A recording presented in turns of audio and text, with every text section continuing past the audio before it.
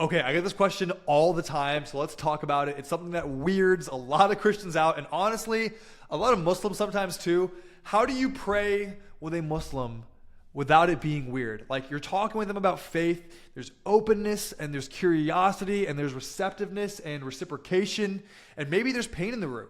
Maybe there's healing needed, or miracles, or clarity, or self-doubt, or grief, or depression, or frustration, or hunger, and you feel the Holy Spirit nudge you, sometimes punch you in the face, saying, pray. But now you freeze, because now you're overthinking everything. What if I offend them? What if they think I'm trying to convert them? What if I don't say the right words? The first thing, guys, breathe. You do not need a theology or seminary degree. You need presence. So let me show you exactly how to pray with a Muslim in a way that feels natural and honoring and Holy Spirit filled, even if they've never experienced anything like it, even if it's the first time that you're even talking to your first Muslim friend that you've ever had, and you're just thinking so deeply in your heart, we really have to pray. You need to trust that. And so I want to give you a personal story. One of the most impactful prayer moments in my life that showed me that we cannot take this for granted. It was the first time I prayed with my mom. And she's devout. She is so smart. She has a master's degree. She's been teaching Islam longer than most Christians have been saved. She's in over 2 decades of doing that. And yet there was a moment of tenderness, a moment of hunger, a moment where there was some family stuff going on and there was some tension, as we all have. And I just saw her just kind of run out of faith, or just be exhausted or tired or feel sad. And I just felt it. I was like, Sharik, this is the time right now to pray. But I didn't go full charismatic. I didn't start praying in the Spirit. I didn't even drop Jesus' name 5 times, Lord God, Jesus, in the first 30 seconds. I didn't try to win her over with a sermon. I just said, Mom, can we just pray to God real quick? And I meant it. I honestly meant it, because in that moment, I needed prayer too. And she nodded. And so I grabbed her hands and I prayed so simply, God, thank you so much for my mom. I thank you for her life. I thank you for her care, the lion heart she has, the strength within her to keep going.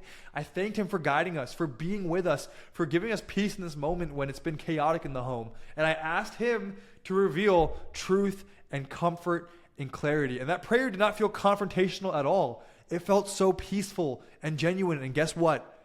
She received it and she gave me a big old hug. Muslim mom, Christian son, despite all the hurt that I caused in our family, with the sword that I came with, she was there and she received it. And you need to understand, Muslims are no stranger to prayer. They pray 5 times a day. They use it in rhythm and in reverence and intentionality. Prayer is their form of deep worship. But what they don't use it for is for intimacy with God. In Islam, prayer can feel like an obligation. But in the gospel, prayer is relationship. So when you pray with them, do not try to prove your theology. Show them intimacy. Don't get weird. Don't debate. Don't quote scripture. Just invite the presence of God into the moment. And honestly, you can quote scripture. Just don't be like, in Galatians 4:8, Lord. Like, just use the reference, okay? And the most powerful thing you could say is, hey, let's just take 20 seconds and just thank God together. Family member to family member, friend to friend. And then let the Spirit flow, because I guarantee you it will every single time. You can have that confidence. So here's a super simple prayer structure that you can use that has disarmed walls for me time and time again. The first thing is so simply just thank God. Start with gratitude for a life, for truth, for that person in front of you, for everything that they do. Thank you for struggles, because it builds character. Honor their soul and bind connection. And then all you need to do is ask. Ask for guidance. Muslims pray for guidance all the time. They crave it. So say something like, God, lead us, show us truth, protect us from the hurt in this world. You're speaking their language without compromise. They believe in shaitan too, okay? They pray for hedges of protection and angels. And if they're sick, ask God to heal them. If they're anxious, ask for peace. If they're stuck, ask for wisdom. It's not some crazy thing. Keep it personal and make sure they feel seen. Do not turn it into a conversion campaign. Just let them encounter the presence of the Lord with you in that moment in a way that maybe they never had before. And then what happens is, now in the back of your mind, you're thinking, okay, well, what if they're not open to prayer? Now you might be wondering, well, what if they say no? And this happens to me 100 times. When I'm done talking to a Muslim for about an hour, I'm like, hey, can I just pray us out? And they're like, no, I don't want that. Actually, thank you though. Cool, respect it. But here's what I say if it feels safe. Okay? I say, hey, I totally get it. Just know that I'll be praying for you anyway. And if you ever want to ask God together for anything, I'm here. There's something really powerful about two people coming to agreement with each other. And leave the door open. No pressure, no addenda, just presence. And guess what? They always come back. They will circle back because they'll remember how they felt seen and respected in that moment. And it's something that sticks with them because not many Muslim people in their life actually do that with them. That's the spirit, that's the power of spirit-filled prayer. And it just feels so right. And here's what happens when you pray with a Muslim who's never experienced it like this with a Christian. The air shifts. They sense something different. Not your words, not your tone, but the presence and this curiosity. When I first started praying with my mom, it convicted her to read the Quran fully, which she had never done. A through Z, cover to cover, the whole way through. The Quran teaches reverence for God, but it doesn't teach you sonship and it doesn't teach you intimacy. So when they experience prayer that feels like it's coming home to a father, it convicts them and it transforms them, and that moment never leaves them. So although it made her read the Quran, guess who's now reading the Torah? Because it's the next thing.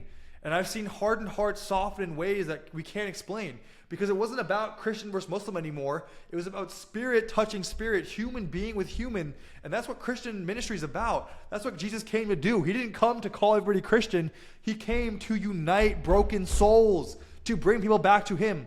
So listen, if you have a Muslim friend, a family member, a coworker, just don't overthink it. Because you don't need the perfect words. You just need a posture of love, a heart posture that's genuine, a heart that invites God and the Spirit to be present.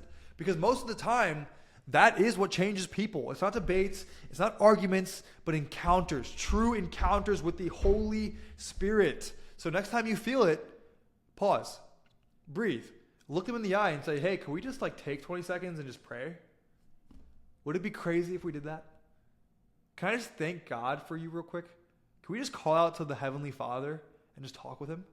And let the Holy Spirit do what only he can do. So I want to pray us out of here. As you guys know, Heavenly Father, we pray for peace in chaos. We thank you for the Holy Spirit nudges. Lord, we repent. We repent right now for ignoring those nudges. Lord, that's your way of pushing us into obedience. That when we get a soul-shaking conviction to do something, Lord, that the fear and the enemy's whispers that come 1 second after have been disarming us from pure obedience. And so, Lord, we pray that off right now, that when those Holy Spirit convictions and downloads come to us as your fellow believers, Lord, that we do not adhere to any voice that is not one of the Spirit, that we actually silence any voice of the enemy right now in Jesus' mighty name, that when those moments come up, Lord, we are met with a presence and a pause and a breath of your wonderful air that you've put on this earth so we can even exist, and that we are met with the love of the Spirit in those moments. So Heavenly Father, I pray over everybody watching this that there will be more moments, more prayer, more love, more eyes to see, hearts to discern, and ears to hear when a Muslim needs prayer, that when they're calling out and sharing these things with Christians because they know of the fruit and the Spirit in our lives that is within us. Heavenly Father, we love you. We thank you for this channel. We thank you for this ministry. We thank you for the people watching this. In Jesus' name we pray. Amen. I love you guys. See you in the next one.